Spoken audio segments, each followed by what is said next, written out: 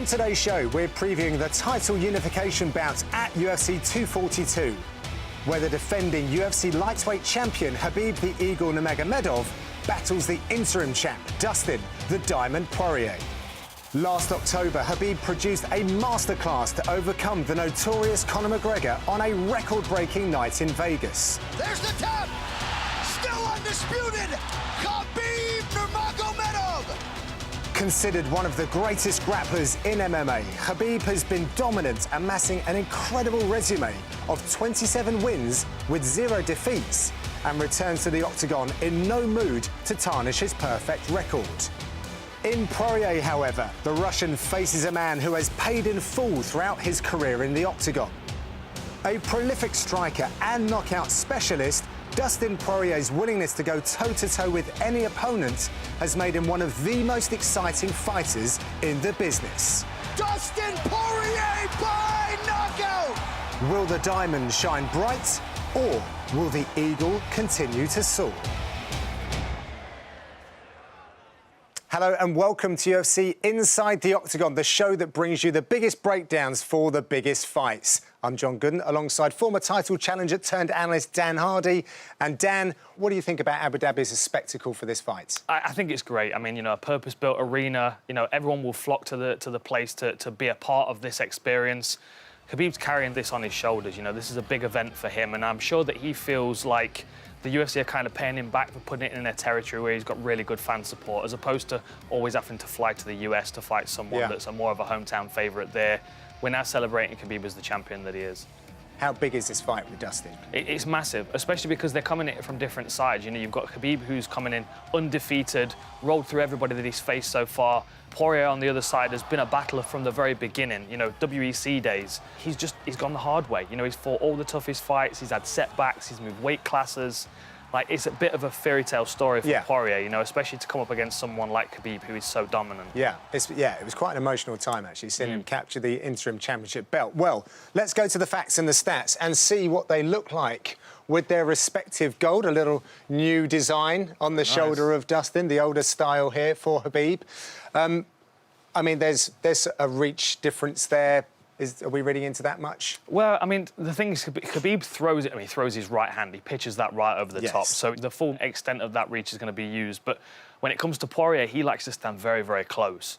And he throws big, powerful hooks, which means that extra 2-inch reach is not going to make much of a difference to him, I wouldn't think. Right. Unless, you know, I mean, he's got a good jab and he could use that jab well, but this is going to be a close-range fight. I just totally skipped that, didn't I, for a moment? Yeah. I think we sometimes just forget how ridiculously impressive that is in mixed martial arts. Yes, it is. A perfect record. 27 wins. Yeah, it is very impressive. And, you know, and to have a championship belt on his shoulder as well. I mean, you know, you can get to 27-0 in mixed martial arts if you're fighting the right kind of people. Or when you say the right kind of people, perhaps. But, I mean, Khabib has worked his way to the top, still staying undefeated, and has come through some tough tests. You know, we've seen him hurt once. We've seen him struggle through 5 rounds against Ali Quinta. And, you know, he's managed to adapt, he's managed to change, and we're still seeing him evolve from one fight to another. Yeah. I'm going to point out these 2 stats here because they talk about the strike differential and how good both of these fighters are at that. But one thing that we've added in is the 368 significant ground strikes, 3rd most in UFC history. So ground fighter, record-breaking, and then 91.6 at distance or clinch. So these guys do their work pretty differently. Yeah, they do. And one thing I will say about this is, you know, the clinch striking, a lot of that is down to the fact that Poirier is trying to punch his way out into range as well. Like, he wants to be at range. When we talk about ranges, though, they're very different ranges. This is not a McGregor range that he likes to stand at, which is really far out. His range is still quite close to his opponent, but he just likes to maintain that space between the boxing and the clinch range. He'll punch into and out of the clinch, but ultimately he wants that space there. OK, look, I'm really excited about this one. We have looked at both of these guys before, but it's so different when you put 2 different styles against one another. So let's get into it then. Let's start with the champion. Now, we know all about his wrestling. He's famous for it, but I think what's been great to see is his the evolution of his striking game, particularly under the guidance of AKA. And for me, we saw it, I've certainly seen it, noticeably since the Barboza fights. Yeah, and I think that, you know, a part of the reason why his striking's coming on so quickly is because he's got that wrestling base to fall upon. You know, if he goes crashing forward and his strike misses, somebody tries to take him down, you're playing into his game. Yeah. And we saw this against Barboza, and this was a very calculated approach. Closing Barboza down, not allowing him the space to get his dangerous kicking game off. I mean, Khabib was pretty much standing on his front foot the whole time, walking his way into punching range, and you could see how that pressure was starting to wear on Barboza, who constantly was trying to find space in the octagon to throw his kicks. Allow Khabib just to start throwing his hands, gains confidence as well in his striking with these kind of fights. And with McGregor as well, I think this surprised a lot of people. You know, when you've got that wrestling background, you can invest in that. You can tie people up for a couple of rounds and wear them out and then start to pick up your striking there. Like McGregor there, you can see he pauses for 1 second because he's expecting to be able to counter with that left hand. But he's also thinking about the fact that Khabib might level change. That conflict of decision in his mind is what left him open for that right hand. It was, you know, perfectly timed. And then you've got Quinta, who was hesitant to step forward, even though he's a good boxer. And he's, you know, he'll quite happily take punches and trade punches with anybody. Heavy hands, good chin. But he was constantly concerned about the takedown coming from Khabib, so he never got his striking started. There were points in this fight where I thought Quinta could have put his foot on the gas, but the hesitation, you've got to think, is because he just didn't want to end up smashed up against the fence again. You know, dealing with Khabib in that range is awful, and that doubt that it puts in your mind forces you to deal with his striking when you wouldn't want to. Yeah. And that allows Khabib to, you know, his confidence is on the rise, and then you can see his hands are down by his side, his hands are loose, he's snapping that lead jab out, and he's playing a bit of Diaz there. He's pointing, he's talking at you as well. You can see he's relaxed. When a fighter's relaxed, they move faster, their hands move faster, and it's a lot less easy to time them. If you're a counter-puncher like Quinta, he's not the fastest of guys. But Dustin Poirier, on the other hand, I feel like he's got slightly faster hand speed, so he might be able to make the most of that. Well, let's flip it then to Dustin and assume that we're going to see Nurmagomedov coming forward with that pressure from early on. What does the Diamond do to slow that down? What tools have you picked out? Well, I mean, he's got good footwork. There's no doubt about that. He's got good footwork. He moves very well. He also switches from one stance to another, which allows him to, if he's pressuring, to step through and maintain the pressure. If he's being pressured, it allows him to step back into different stances with his counter punches. He's got heavy hands, and I think Khabib will know that, and I think he'll give him that respect in the first round. I also think that if there are any striking exchanges, Khabib will feel that power and will also start to work around that, which will give Poirier a bit of space. I also think there's a real value in working that lead leg. Chopping into the lead leg, slowing Khabib's forward momentum down, and it's something that Poirier tends to start his fights with as well. A couple of good low kicks, just to remind you that if you step forward too hard, he's going to punish you for it. And because Khabib's a front foot fighter, everything he does comes off that front foot. He lands heavy on the front foot when he punches, he level changes onto that front leg. If you can start wearing at that, the low calf, the inside-outside leg, it sets up all kinds of things, because then you become a little laboursome on that foot. You start to step heavier on it, which means it's more vulnerable for the kicks. You know, a fighter like Dustin Poirier, who knows how to start taking that base away, knows how to expose you when you are off balance. So if he hits you with an inside low kick and your leg flares out to the side, then you're open for his hands. Same thing with Eddie Alvarez. Working that outside calf kick left Eddie Alvarez available for the hand strikes. I just feel like, although obviously there's a risk in throwing kicks against Khabib, there's a risk in getting taken down against Khabib when you stand in your corner before the fight started. He's that good of a wrestler. So sometimes you have to kind of go, well, if I'm going to be defending a takedown, I might as well give him something to think about at the same time. And I would say that the way that Poirier boxes is going to be more susceptible to takedowns throwing hands than he would with his legs. On to Khabib then, wrestling. Yeah. His bread and butter. He's almost out there on his own with what he can do. And actually, I think we looked at a stat where we saw that for his last 8 fights, he's taken every one of those opponents down in the first round. Prolific. Probably doesn't do it justice. And then he does a lot of good work off the back of his wrestling as well. He does. And I think because people know that wrestling offensive is there, it allows him to get closer to them than they want to, because there's a panic. Instead of them throwing, they back up. So when they back up, they find themselves against the fence. When they find themselves against the fence, that's when you're in that grind cycle that we spoke about with DC. Khabib is very much of the same mentality. he'll work hard for that takedown. I mean, this was a hard-fought takedown against McGregor. Adaptable, though. I love that little sweep that he uses on the foot. But that forward pressure that he has all the time, you know, shooting and failing, he's not too bothered about. It's more about getting his opponent to work, forcing them back, making them feel like they're making decisions based off what he's doing and not the other way around. And one thing I will say about this low single as well, it's something that he started to use more in his recent fights than he did earlier in his career. Earlier in his career, he was happy to push people up against the fence, to level change to the hip. What I'm seeing now is that shot to that lead leg, whether it's southpaw or orthodox, he clamps onto the foot and then he lifts them and elevates them and runs them to the floor. I'm only speculating, but the reason I feel like he's doing that is because he's less vulnerable to uppercuts and knees, which is something he has to think about with Poirier. Poirier's great at coming forward and squaring up and throwing hooks. But I would say 1 in every sort of 10 or 12 shots from Poirier comes right up that centre channel. And if you're Khabib, if you're level changing right close to Poirier, you're level changing onto that uppercut. If you're level changing slightly further out, there's the danger of the knee.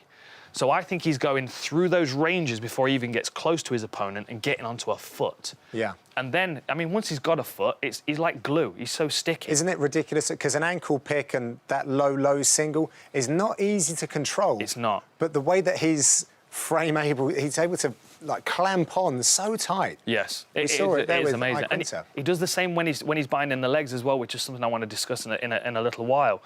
But like, what most people do when they're binding the legs, they focus on controlling the legs at the knees. What you'll notice Khabib does, he controls the legs at the ankles. Yeah. It seems to be something that he's realised how immobilising it is for a fighter. I mean, we see it sometimes when you can control one ankle when somebody's on the floor.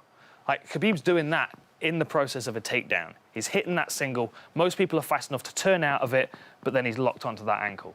And then you're just dragging Khabib around the octagon with you until you end up on your back. Yeah. Fascinating stuff, Dan. We've got to go to a break now, so we'll be back with some more analysis on the other side.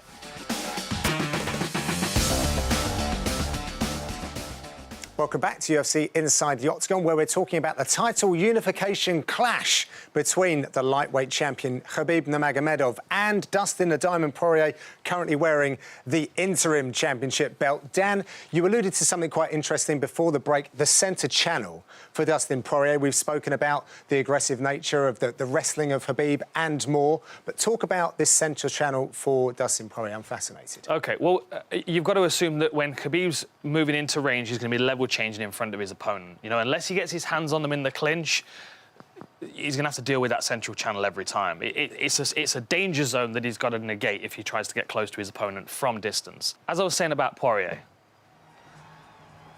he's very calculated with his striking. Sometimes he looks very reckless, he looks very aggressive. And, like, you'll see that he comes crashing forward. I mean, this work against Eddie Alvarez was much better, just kind of touching and moving around him. I would say this is a useful tactic to use against Khabib. Oftentimes, we see him get drawn in. He's got good management of range.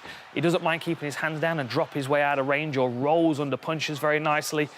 But ultimately, it's his aggression and his placement of his punches that really does the job. You know, a beautiful roll underneath against Eddie there. But, like, this constant forward pressure when he's got someone on the back foot is something that I don't think we've seen Khabib deal with in the past. Against Iaquinta, it was 1 punch, 2 punches, and Khabib was out of the way and he was OK. You don't get 1 or 2 punches from Poirier. You get 10, 15, 20. And what I was saying before is he throws hooks, and then every sort of 10th punch comes right up the middle. And because most people are defending, you know, that crazy monkey Tito Ortiz style, I would say Khabib's defence as well as his striking, it's quite elementary, fundamentally quite basic. There's nothing too complicated about it.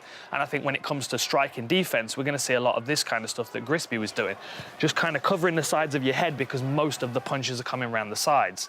So it's that one that sneaks up the centre that you don't see coming. That kind of cut changes fights. It was a glancing knee on Max Holloway. It cut him wide open. You can see the mesh right at the end of the fight there. Like, you've got to think, if that happens in the first or second round, there are 2 impacts. One is that it could potentially be a fight-ending cut. It could be bleeding into the eyes. 2, you've got an unbeaten fighter that's probably never seen their own blood in a fight before.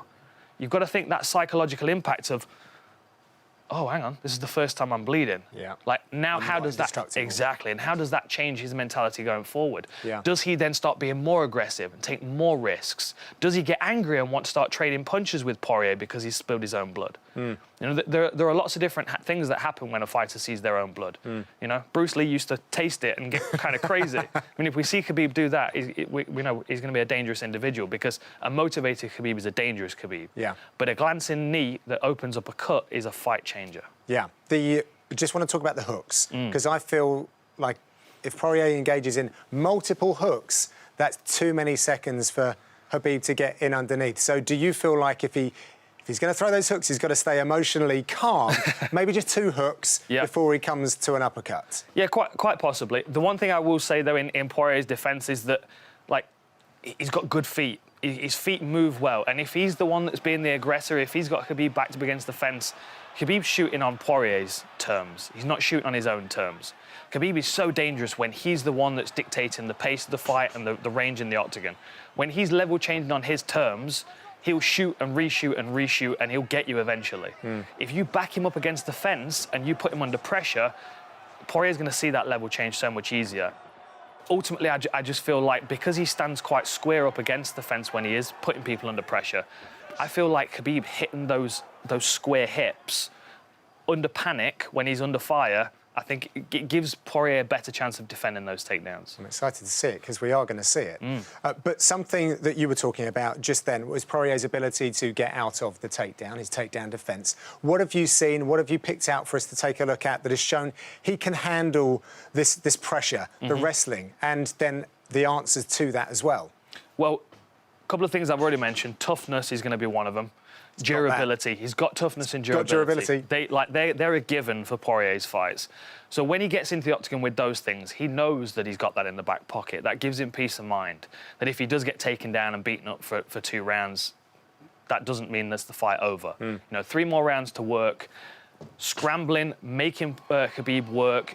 Having a good understanding of wrestling basics as well. Underhooks and overhooks are going to be a big key for this one. Look at this takedown against Brandao here. A beautiful whizzer there, drives Brandao to the fence, and then he gets back to his feet. There's never an acceptance of being taken down. Even here, when the takedown gets finished, he's just got to watch that hand. That's where Khabib's going to be looking for that bind, that wrist bind. That's one thing he has to be careful of. But getting back to the fence and keeping his back against the fence as he gets up is going to be a key, because Khabib will be trying to take his back as he's getting up. And then straight back up to punches. I mean, there's no, like, you're standing square, pressure's on immediately. If you're a fighter that's just scored a takedown and the fighter gets back up, you've got that discouragement, you've got that cardiac impact as well. Now you stand in front of a guy that's throwing rocks at you. Same thing with Ferreira. This was a beautiful scramble. Nice front headlock here, adapts to the trip, rolls straight through, and then digs an underhook immediately, so he's protecting his back again. Keys against Khabib are going to be very important, protecting the back, overhooks and underhooks. And again, you know, pressuring people up against the fence, forcing them to shoot on your terms, allows Poirier to start working his neck attacks. I'm not saying he's gonna submit Khabib, but if Khabib's in on a single leg and he starts to feel his airwaves getting closed off, he's gonna let go of that leg to fight for his neck, which then puts you back in this position. And if you're shooting under panic, you're gonna shoot into this front headlock position. Anytime where Poirier's got around the head, he's got a chin strap, he's got that grip under the armpit, that's when he starts to set up his Darce chokes. And again, Khabib's going to have great wrestling, he's going to have great Darce defence, but if you take a couple of shots and you're a bit rocked, a bit foggy, and you shoot a takedown, you can end up in a guillotine before you even realise what's happened. So I think there are options for Poirier to be offensive in his defence, and I think that the Darce choke is something to be bearing in mind. The posting that you were talking about that Poirier was shown there, from that clip, does he naturally do it quite far away from his body, which you think is going to serve him well? Because Khabib's got to either reach around the back and hook that in. It looked to me like there was pretty decent space, so his natural programming is that he posts quite far away. Yeah, I would say that. I mean, I'm not sure whether it's because it's a calculated thing or just because he's in a hurry to get to the fence. Yeah, right. You know, I think he might just be posting to try and get there quick. Not a bad idea against him. Not at all. As long as he's staying square to Khabib, he can post out. He can move back and post out and stay square, as long as his back's staying square to the fence. It's when he starts posting and turning is when it starts to become an issue. Because when, like, if this is the fence here, if I've posted there and I'm turning, Khabib coming around the back to control that wrist. That's the Dagestani handcuff. That's the thing that, let's watch this play. The leg irons and the handcuffs. That's it. We're seeing it so much. It's kind of like the calf kick. It's something that's come into the sport fairly recently and is having a lot of success. People have used it in the past, of course, but it seems to be much more of a game plan now. I mean, look how he binds the legs. That's first of all, what great control. Sits on the knees, but look here, now he's controlling the ankles here. The knee line's clear. He's not interested in the knees. He's controlling the ankles. He can get a much tighter lock on that. And here you can see against Michael Johnson, this is the grind cycle. He's got the wrist control there. He's striking. And so Johnson's covering. As soon as there's an opportunity for Johnson to get that wrist free, he does, and then Khabib goes straight back to controlling it. Fold you down, hold you against the fence, and beat you up. So that wrist control is going to be something that Poirier's got to watch out for. And ultimately, he's going to wear you down until you offer him something, because no one can take a beating like that for 25 minutes. Like, you have to have some good rounds in that, you know? The way that Khabib fights, it will wear down and break anybody. It will force you to make bad decisions. We saw it in the Conor fight first and foremost. It was the best example. Conor, great takedown offense in this fight.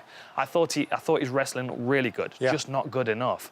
And when you've got Khabib in the top position like this compressive style that he uses, immediately exposed his back in this round and was able to finish it with a face crank. I mean, that's got to be tight. That's got to be tight. For all of the ego and bravado that went into that fight, for Conor to tap to a face bar must have been incredibly painful. And as soon as the fight's over, you kind of see him going like, to make sure he's going to be able to chew tomorrow. You know what I mean? Yeah. It's a tight squeeze. Yeah. And that's a tight squeeze on your whole body as well. It's not just the face. It's the legs. It's the clamping. It's the...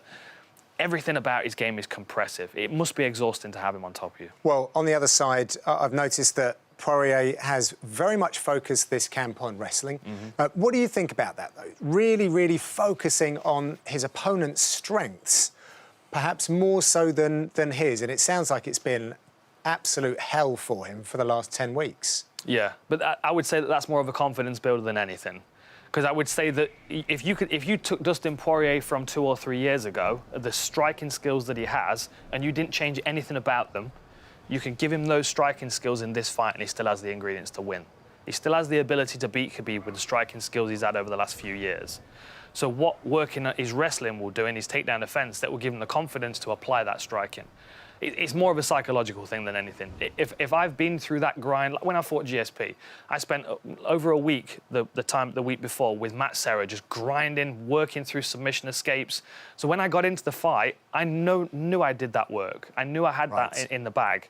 And I mean, Poirier won't make the same mistakes that I did. He'll throw his hands because he knows he's got that good takedown offense and good scrambling ability. And again, because I feel like he knows he's going to have to work through some hard rounds before he gets anything off. I think the research is there. If he looks at the Iaquinta fight, I think he'll feel confident that, you know, had he been there in the 3rd and 4th round against Khabib, he would have been able to put a different fight together. And I think that is only reinforced by him working his wrestling takedown defense hard in this training camp. Yeah. Well, it's a fascinating matchup, isn't it? And what a spectacle it's going to be in Abu Dhabi as well. You're going to be there, right? I'm going to be there, of course. I'm not. Sadly, I'll be watching it on the television. Send you a photo, John. Thank you very much. I appreciate that. OK, well, what do you think about today's show? Your thoughts? Keep the conversation going. Use the hashtag #InsideTheOctagon. Tweet at UFC Europe. This is a fascinating fight for the gold honours as well. Hope you enjoy it. We'll see you next time for the big pay-per-view.